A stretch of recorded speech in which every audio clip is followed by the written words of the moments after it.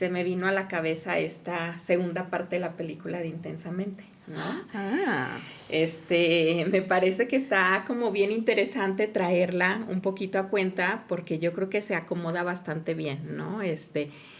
Por ahí sabes que mientras ibas hablando yo iba pensando en mi cabeza, ¿no? Como que se me venía a la cabeza esta imagen del ramillete, ¿no? Que ponen ahí en la película, identidad, como la metáfora de la identidad, ¿no? Y como este ramillete está en un inicio, como formado nada más de los vínculos primarios, justo, ¿no? O sea, como de estas relaciones con los padres, ¿no? Y a lo mejor estas primeras, a lo mejor, relaciones que uno va teniendo como con los amiguitos, ¿no? De la primaria, o sea, con estas... con estos amiguitos que son muy entrañables, ¿no? Que parecen hasta familia, porque se la pasan todo el tiempo ahí en tu casa, ¿no? Y cómo va teniendo un solo color. O sea, a mí eso es lo que me llama mucho la atención, cómo tiene un solo color y cómo también la identidad en este personaje, ¿no? En Riley está como muy, muy puesto nada más en que ella tiene la posibilidad de ser buena, pero nada más buena.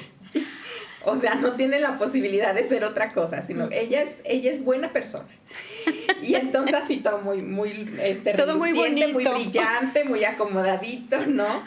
Y cómo va transformándose eso después, ¿no? A ser un ramillete que después es de colores, ¿no? Y que entonces caben las posibilidades, sí, de ser buena, de ser una buena persona, pero también a veces de ser una no tan buena persona, y a veces de ser envidiosa, pero también a veces de ser generosa, pero también, o sea, como todo eso, y que entonces ya se vuelve todo, o sea, como una paleta de colores, pues. Entonces, eso se me hace como muy lindo, pues, ¿no? Sí, ella obviamente no va perdiendo su centro de quién es, y hay cosas que yo creo que son como nuestra esencia, pero cómo va pasando por todo un proceso también de transformación en el que se identifica para después desidentificarse, y que es necesario además, o sea, es necesario identificarnos con algo, identificarnos con alguien, porque, pues bueno, uno tiene que ir para algún lado. Exacto. Pero cómo después viene una etapa, ¿no? Viene un proceso o una etapa de la vida donde uno tiene que desidentificarse de esas cosas de las que uno se identificó al inicio y que fue necesario tener que hacerlo, y después decir, con esto sí me quedo, con esto no me quedo. Y entonces a partir de ahí como que va generando ella una identidad, pero como más propia, más genuina, más auténtica, o sea, pero que todo ese proceso, o sea, lo doloroso de ese proceso también, ¿no? O sea, porque implica dejar vínculos, y vínculos que son muy fuertes, y es como entrar en una etapa también de ir viendo qué tan fuerte era el vínculo, para ver si a pesar de estas transformaciones que uno va viviendo en la vida, se puede sostener con el tiempo o ya no. O cambiar, ¿no? Fíjate, porque a mí también me llamó mucho la atención este ramillete. Hay cuidado con los spoilers, ¿eh? Este ramillete, porque tenía que ver con sus creencias. Y yo pensaba que las creencias que hacen nuestra identidad, como dices, tiene que ver con nuestra historia. Y en nuestra historia es imposible que no esté la historia familiar. Claro. De alguna forma, ¿no? De alguna manera es la historia del origen, de dónde vine. Y aunque estén los padres presentes o no, los padres biológicos cumpliendo esas funciones, van a estar dentro de la historia, porque es parte del origen. Sí. ¿No? O sea, Freud ya hablaba de esta pulsión epistemofílica, ¿no? De investigación, que empiezan los niños con la pregunta de dónde vienen los bebés, que la pregunta es de dónde vengo yo. Sí, claro. O sea, ¿cuál es mi origen? ¿No?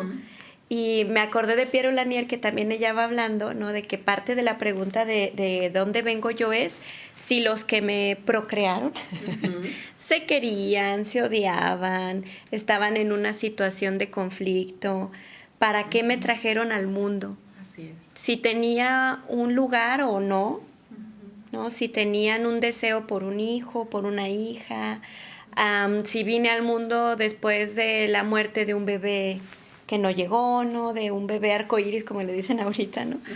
O si fue cuando había un duelo, o sea, ¿cuál fue mi función o por así decirlo, mi lugar inconscientemente en esta pareja, ¿no?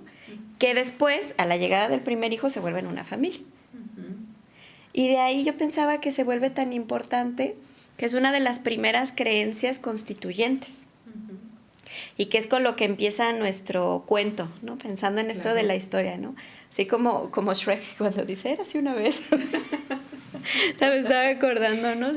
Es todo cómo inicia el cuento de nuestra historia y que en todo momento estén los padres biológicos presentes o no, pues va a tener que ver con el origen, ¿no? ¿De dónde vengo yo? ¿Quién soy yo?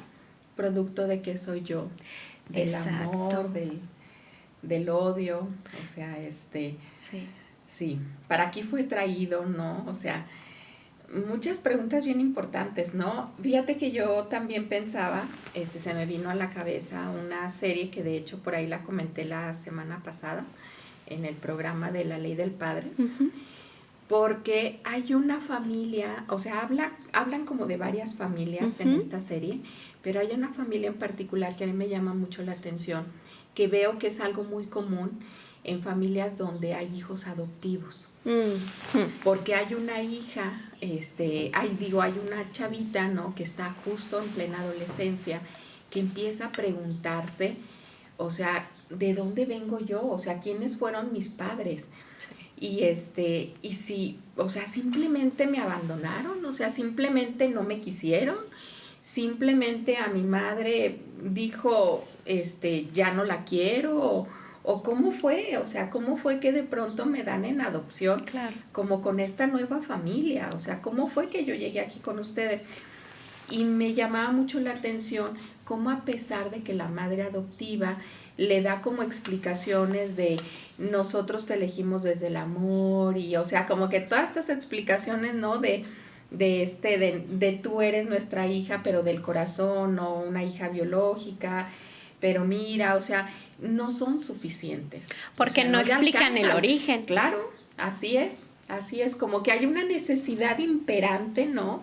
En el ser humano siempre como de saber de dónde provengo yo, pero cuál es mi origen tal cual biológico, mi raíz biológica, o sea, como cuál es mi linaje familiar, ¿no? Es que está bien fuerte, ¿sabes? Sí. Porque sí es algo que se mueve mucho con los niños o adultos o adolescentes que vienen de adopciones, ¿no? O sea, cómo poder acomodar cuál fue mi origen y la marca que puede quedar de rechazo o de abandono, ¿no? Y también la marca de cómo pertenecer a esta nueva familia. Y yo pensaba que es algo bien fuerte para los papás, porque muchas veces, como es algo doloroso, lo que intentan es como proteger con todo el cariño, pues, ¿no? A estos niños, estos adolescentes. Digo, es terrible cuando se enteran cuando ya son adultos, porque además es muy doloroso, no solo por la marca de abandono, sino por decir, me mintieron. Sí. Porque al final yo pensaba, y yo al menos así lo pienso, uno tiene derecho a conocer su historia. Dolorosa, no dolorosa, la única manera en la que uno se hace dueño de su historia es conociéndola y construyéndola. Así es. Pensando que hay cosas que no se van a saber, ¿no? Y que es la posibilidad de darle un significado diferente. Digo, acá estamos hablando en el extremo de un empiezo de la vida de este tipo, ¿no? Donde el origen tiene que ver con ser entregado muchas veces para tener una vida mejor, ¿no? O la posibilidad de una vida diferente, claro. Pero al final de ser entregados. Y que el inicio de otra historia, pero donde ya hay una marca que aunque no estuvieron presentes los padres biológicos, sí están presentes en nuestra historia. Ya, como una interrogación, si quieres, pero sí están, ¿no? Y ese es un caso extremo. Si pensamos en el caso de otras personas que no estuvieron en situaciones de adopción, también está la pregunta de dónde vengo yo. Y no es una pregunta en lo concreto, sino simbólica, como decías. O sea, ¿soy producto de qué? Del amor, de una compensación, de un deseo egoísta, de un deseo de vida, de un deseo de embarazo, de un no deseo. Y por más doloroso que sea la historia, yo pensaba que conocerlo acomodar el dolor, vivirlo, da la posibilidad de darle la vuelta para el futuro. Claro. Ahorita me acordé de, no sé si has visto la película de Una familia del futuro. No, no la he visto. Ay, está genial, es que me acordé porque sí, acabo de ver hace poquito.